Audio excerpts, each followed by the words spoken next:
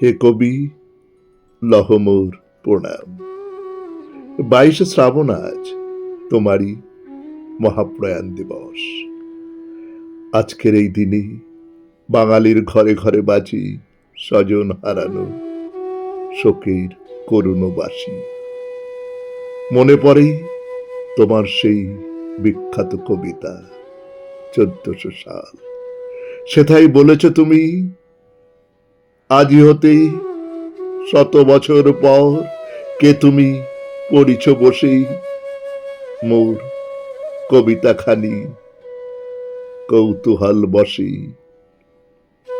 তোমারই মৃত্যুর 100 বছরের দ্বার প্রান্তে দাঁড়িয়ে দেখি তুমি মানব হৃদয়ে আছো সেই আগেরই মতো প্রাসঙ্গিক হয়ে।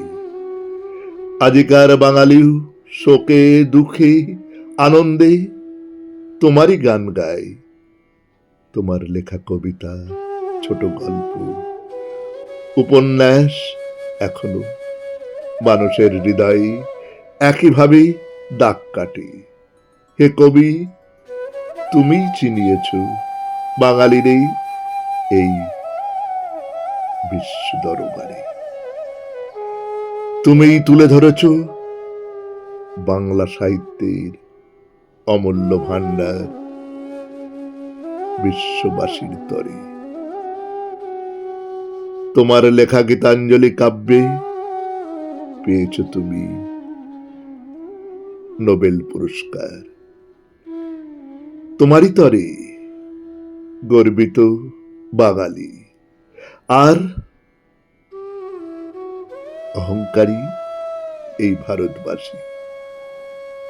হে বিশ্বকবি, তোমারে জানাই 100 কোটি প্রণাম। আজ 22শে শ্রাবণ, রবি ঠাকুরের মহাপ্রয়াণ দিবস। তার এই মহাপ্রয়াণ দিবসে আমার শ্রদ্ধাঞ্জলি। তাকে শ্রদ্ধা জানাতে আমার লেখা একটি কবিতা রবি স্মরণে পাঠ করছি আমি, সুরজিৎ দাস।